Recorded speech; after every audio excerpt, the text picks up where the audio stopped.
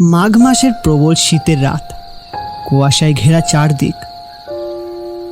দিনের বেলায় ও মাঠের এক প্রান্ত থেকে আরেক প্রান্তের কিছুই দেখা যায় না বললেই চলে। ওই যে পূর্ব দক্ষিণ দিকে কিছু বাঁশের ঝাড় দেখা যাচ্ছে, ওইখানে একটা বড় কবরস্থান আছে। 10-12টা গ্রামে একটাই কবরস্থান। আপনজন মারা গেলে দূর দূরান্ত থেকে সবাই এই কবরস্থানে আসে কবর দিতে। কবরস্থানটা ছিল বেশ পুরনো।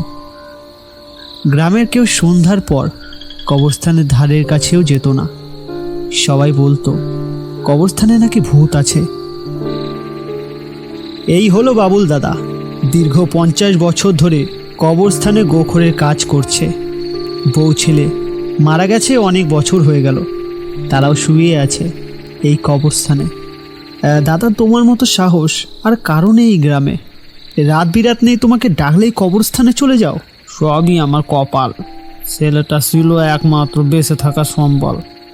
মা মরা ছেলেটা ভয়ে ঘর থেকে বাইরে বের হতো না। বলতো বাইরে নাকি সব সময় মরা আত্মা ঘুরে বেড়ায়। কোথায় দেয়া কি যে হয়ে গেল। ঘন আধার, শুনশান নীরবতা, চারদিক শীতের কুয়াশায় চাদরে ঘিরে রয়েছে। একটা নিশাচর পাখি ডানা ঝাপটে কবরস্থান থেকে উড়ে গেল। আচ্ছা বাবুল দাদা, তুমি যে রাত বিরাতে কবর দাও, কখনো ভয় পাওনি? ভয় লাগে না একটুও তোমার? এত কবর খোঁড়ো, কখনো কিছু ঘটেনি বা দেখনি? ভয় লাগতো প্রথম কাজ করতে করতে গাছ হয়ে গেছে। এখন ভয় লাগে না এখন আর। ভূত পেতনি জিন বলে কিছুই নেই, সবই মনের ভয়। ভয় পেলে কি চলবে? কাউকে না কাউকে তো এই কাজ করতে হবে। শুনতে হবে। একদিন পানিতে ডুবে যাওয়া শিশুর কবর দিয়ে বাড়ি ফিরলাম। বাড়িতে এসে কেমন হাঁসফাঁস লাগছিল। রাত 3টা বাজে, কিন্তু কেন যেন ঘুমাতে পারলাম না। ঘর থেকে বের হয়ে কবরস্থানের কাছে গেলাম। গিয়া দেখলাম রাত 10টায় মাটি দিয়ে আসা শিশুটির কবরে আলো জ্বলজ্বল করতেছে। কিছু দূর এগিয়ে দেখলাম আশেপাশের কবরগুলি থেকে মাটি সরানো। লাশের কবরগুলো মাটি খোঁড়া, আশেপাশে হাড়গোড়, মাথায় খুলি ছড়ানো। কাঞ্চন ব্যাপারটা স্বাভাবিকভাবে দেখলো না। সকালে গ্রামবাসীর কাছে গিয়া বলল সব। হয়তো কুকুর শিয়াল এইসব করছে। সবাই মিলে ঠিক করলো কবরস্থানে পাহারাদার রাখবে, কবরগুলো পাহারা দেওয়ার জন্য। একজন পাহারাদার ঠিক করলো সবাই মিলে। আপনারা সবাই নিশ্চিন্তে থাকুন, আমি পাহারা দিয়ে রাখবো কবরস্থানের। কোনো অঘটন ঘটলেই আমি আপনাদের খবর দিব। পাহারাদার প্রতিদিন কবর পাহারা দিতে লাগলো।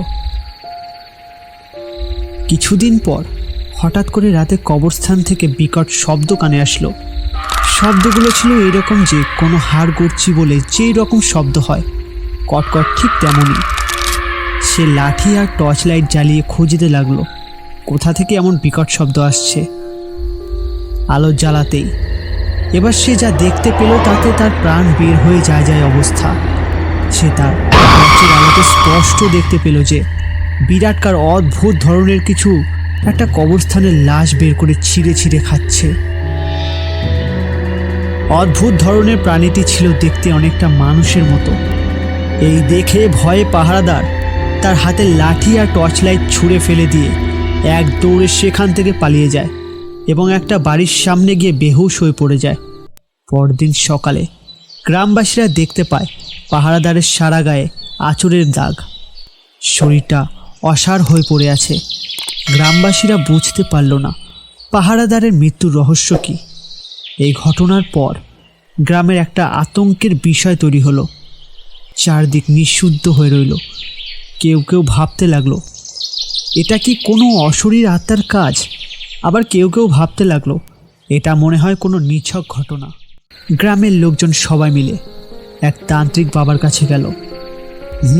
সব বুঝতে পেরেছি। এসব কোনো অতৃপ্ত আত্মার খেল। এই আত্মাকে বন্দি করা আমার বাঁ হাতের খেল। আমি রাতে পৌঁছে যাব কবরস্থানে, তবে তোমরা কেউ সন্ধ্যার পর থেকে ঘর থেকে কেউ বের হবে না। তোমরা যদি কেউ বাইরে থাকো প্রেতাত্মা তাড়ানোর সময়, তাহলে প্রেতাত্মা টের পেয়ে তোদের শরীরের ভর করতে পারে। যাও যাও যাও, তোমরা এখনই বাড়ি ফিরে যাও, আমি যথাসময়ে পৌঁছে যাব কবরস্থানে। পরের দিন তান্ত্রিক কবরস্থানে গেল। গিয়ে কবরস্থানের চারদিক কতগুলো পেরেক পুঁতল। এ দেখে প্রেতাত্মা কবরস্থানের চারদিকে ঘুরতে লাগলো। এত সহজ না, এসব করে কোনো লাভ হবে না।